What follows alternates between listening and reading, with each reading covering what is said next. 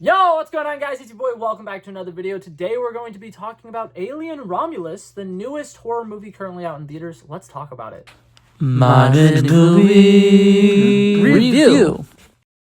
Okay, so before I get too far into this, I do want to go ahead and say I am going to do a spoiler-free review here, and then later down the lines, there are some slight issues that I have with this movie that I can't really talk about without potentially spoiling the film for you guys. So I'm first off going to start off by saying I think that this movie is very solid. I think that this is one of the best horror movies that I've seen this entire year. I definitely think that this is the first horror movie I've seen ever in my lifetime that has literally made my skin crawl. I was like genuinely terrified. There was a certain scene towards the end of the movie that genuinely like I was so physically uncomfortable watching the movie because it was just that interesting. Like I don't know how else to describe it because I can't explain exactly what happens without spoiling it, but like it's insane. I thought it was really cool. I really like the way that they kind of like tricked us with this moment, and I thought that it was overall a pretty solid movie. I think that the acting is incredible. I think that Kaylee Spaney does a fantastic job here. She is absolutely killing it this year with this movie and with Civil War. And last year she was Priscilla. Like, I think she's doing fantastic, and like, oh my god, this movie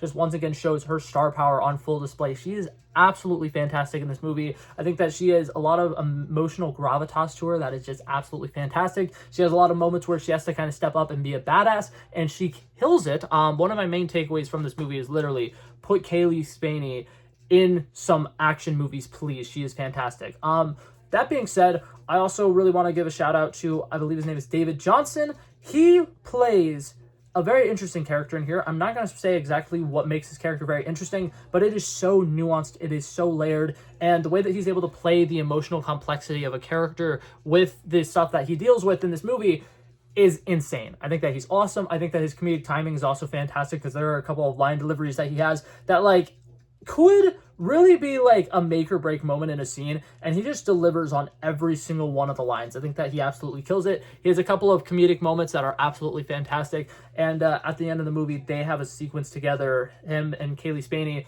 where it's a very nice heart-to-heart moment, and it is so good. I think that those two have incredible chemistry together, and just overall, all of the acting in this movie was incredibly solid. Isabela Merced, Scream Queen, she has one specific scream that I heard, and I was like, that's one of the best horror movie screams I've ever heard. It was fantastic. It might be in the trailers. I'm not entirely sure. Like, I know we've seen the like still of that specific scream is on the internet, so I'm assuming it's in trailers or promotional stuff, but it is a damn good scream, and I absolutely love that. Overall, the visuals and everything look fantastic. I think that everything with outer space, everything with the different planets and stuff that they're exploring, very interesting. The space station, I think that the set design is absolutely incredible. Like, I'm pretty sure this is a very, very practical set, considering the fact that it's something that takes place in outer space. And I really enjoy a lot of the stuff that they do with the different labs and a lot of the weird like elevators and stuff that they have in here. Everything feels very tangible, which I love. I think that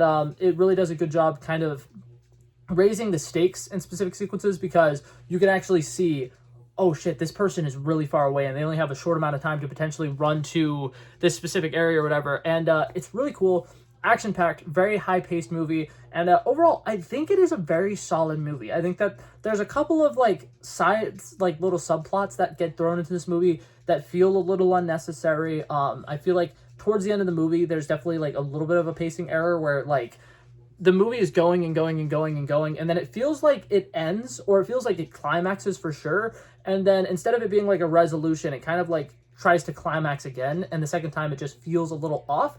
But overall, I think that this movie is solid. I think that the direction is fantastic. I think the visuals, sound design, everything about it on a technical level is fantastic. Overall, really enjoyed this movie. But I think that that's everything that I can say that's spoiler free.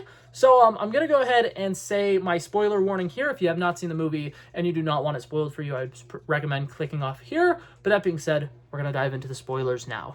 Okay, so the first thing, I've got a personal tangent, and I just got to complain about this because I am a huge fan of Isabela Merced, and she's one of my favorite actresses right now, and oh my god, it feels like this movie was purposely designed to torture us Isabela Merced fans. So, early on in the movie, there's a moment where three people get into like a really bad accident. Their spaceship flies into the giant, what's it called, like space station type thing that they're on, and it kind of seems seemingly like Isabela Merced's character dies, and I'm like, oh my god, no, they killed her off, that's really depressing. And then like, nope, turns out she's alive. Then something else traumatic happens, and then once again it's like, oh my god, no, she died. And then once again she wakes up, and then she's fine, and then she, once again, something happens, she falls from like a really, really high distance, you hear the whole, and I'm like, no, she died. And then once again, about 20 minutes later, you come back, she's alive now. And then, again, there's another, and I swear it happens like 5 times in this movie. And then at the very end of the movie, they're like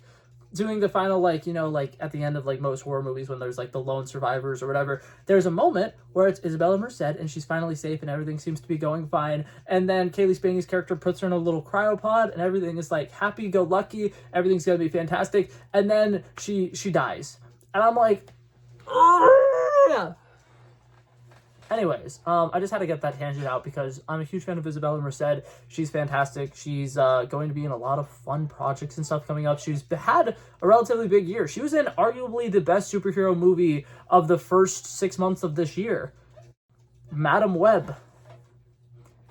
Incredible movie. It's fantastic. It's just such a solid movie. Anyways, but yeah, I wanted to get that tangent out of the way because part of the reason I was going to see this movie is because Isabela Merced was in it, and I think that she's fantastic, and she is solid in this movie. Like, she has a lot of things to work with in the limited time that she's in here, and I think that she's very quick to make a very believable character, and I think that that's something that I really want to kind of give this movie props for. All of the actors in here do a great job convincingly playing the characters that they're playing, because I feel like a lot of the dialogue and stuff in here does not do a great job of setting up a lot of the characters, except for Andy, which is the character played by David Johnson, and then Kaylee Spaney's character, which I'm not even remembering her name right now. That's my bad. I probably should have had that written down. But those two get a lot of like character depth. They get a lot of different moments where they, you know, kind of like trauma dump and stuff like that. So you know, for the most part, what their general vibe is. The other 4 characters don't really have much to work with, and I think it's fully on the actors to kind of make it like a very convincing story that they've lived through this very traumatic life and that they've been on this planet that's kind of like a slave planet, that's kind of like treating them like shit. They really have no other options but to try to run away. And each of them, like I said, don't have a whole lot to work with. They probably each have about like maybe 5 to 10 minutes worth of screen time, and they all make their screen time very worth it. And I think that they do a really good job of kind of building these connections. We fully understand what they've all been going through, why they're all so desperate to potentially get off this planet, and it's fantastic. They do a really good job in a short amount of time making us get the characters, and I love that. I think that that's fantastic. And speaking of incredible characters, though, I gotta talk about Andy. I think that this guy absolutely stole the movie for me. Overall, when we were first being, you know, kind of introduced to this movie and the world building and stuff that they were doing here, I was very intrigued to find out that this is taking place on an alien planet that already exists. There's already space colonies and stuff like that. This movie is incredibly sci-fi. I don't know why I thought that it was going to like start on Earth and then go to this. No, they start off on a mining planet.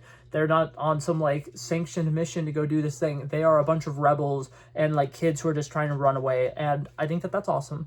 I think that that's really cool. And Andy's character is a synthetic being. He's an AI, and overall is so good. Kaylee Spaney considers him her brother throughout the entire movie or whatever. They have a lot of heart-to-heart moments. You can tell that she's kind of always cared for him, and he's always cared for her. And for the last couple of years, they've had each other's back through literally everything. And that character goes through a lot because at some point throughout the movie, they add some like stuff to his coding or whatever. He has to take on a new programming and stuff like that. And the way that this actor is able to portray somebody who shouldn't have any emotions but clearly is feeling things and is kind of having to like hide his emotions because like he's a synthetic being, he's not supposed to have emotions, he's only supposed to do his specific mission that he is given. And it's so layered, it's so nuanced, it's absolutely incredible. It is probably one of the greatest AIs I have ever seen in a movie. Absolutely loved it. I think that it was breathtaking. I think that the dialogue and everything worked well with him. I think the fact that like he's a malfunctioning synthetic, which is like one of the big things they talk about, is he's something that was probably just going to be thrown away. He was like a faulty product or whatever is what one of the people refer to him as. And the way that he is able to just kind of like build these connections with other people, the way he's able to depict all these emotions and have these heartfelt connections with other people is incredible. And I absolutely love that. I thought that was fantastic. Kind of switching gears to some of the horror stuff here.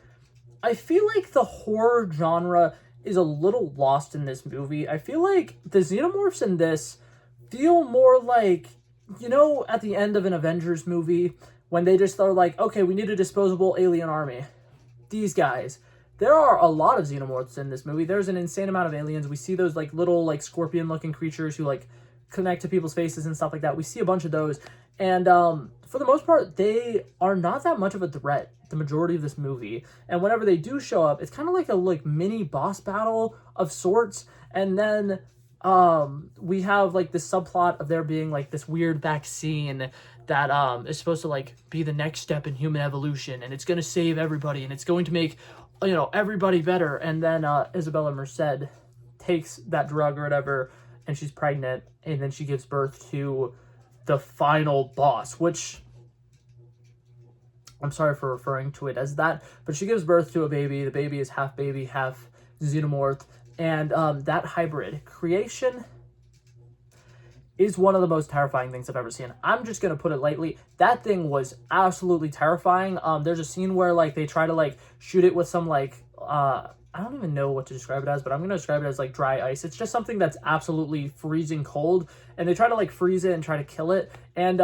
it basically turns into just like a giant ice monster. And if you watched Ghostbusters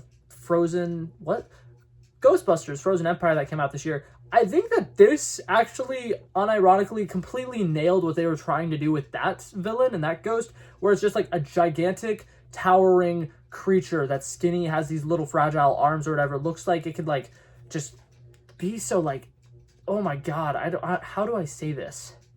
Okay, I slipped up on the word for a second. Sorry for that awkward pause. But like the body is just like so mutilated, and it looks absolutely terrifying. It's super duper skinny. It's slimy. It's gross. It's disgusting. It kind of looks like it should have a human face, but it doesn't. And because of that, it's very like uncanny valley. And it just is like a very, very uncomfortable creature. You see it kind of walking around on all fours. There's a scene where it literally eats Isabela Merced's character, and oh my god, it's brutal. Holy shit, it is a really, really. God, and that was awesome. I love that. Like, that genuinely scared the shit out of me. That was the scene that was, like, making my skin crawl. Whenever he first shows up and you see him and he's, like, the full size that he is. Oh. It's spooky. It's good. I thought it was great. I thought that it was fantastic. It might not work for a lot of people, but it worked for me. And one of my big things, one of my main takeaways that I want to say for the horror aspect of this is when it comes to something like Alien and some of the franchises that are similar to this, they typically have like, here's the design, here's what the guy looks like. If that's scary to you, awesome. He's going to scare you. It's going to be a spooky little thing when he shows up and he does the things that he does.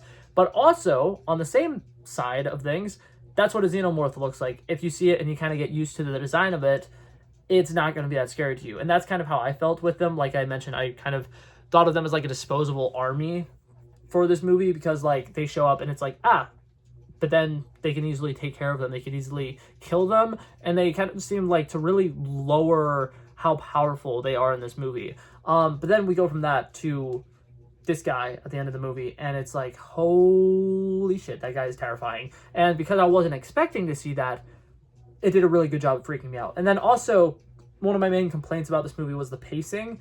I feel like the pacing also actually set this up to work really well, because it seems like we're getting our happy ending and everything is finally coming to an end and they survived and everything's good and dandy.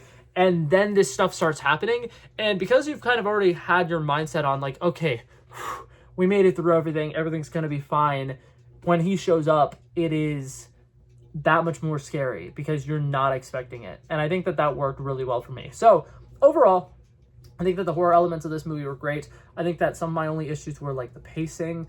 I think that overall there's some subplots that don't really work. Like they find this AI and they set him up to some computer or whatever, and he is basically telling them that they need to do this crazy mission, and they're the reason why, he's the reason why they needed to find this weird vaccine in the first place. He's part of the reason why the group kind of separates, and he kind of just creates a lot of issues. And for the majority of the movie, it really does not feel like he needs to be there. Obviously, I think that part of it is they wanted a villain who can speak, because the xenomorphs are cool and all, but like aside from just like being something that shows up, they don't really have like a plan or any like deeper meaning or big motive. So I feel like they wanted to include a supervillain in this, and as much as it was interesting to see, and there were definitely like moments where he was pretty terrifying, it didn't really add much to the movie. So there's some small little nitpicky things like that, but overall, I thought that this movie was very well directed. I think that the acting was fantastic. I think it's one of the better sci-fi movies that have came out in the last 2 or 3 years, and overall, I really enjoyed this movie. I'm gonna give it a final score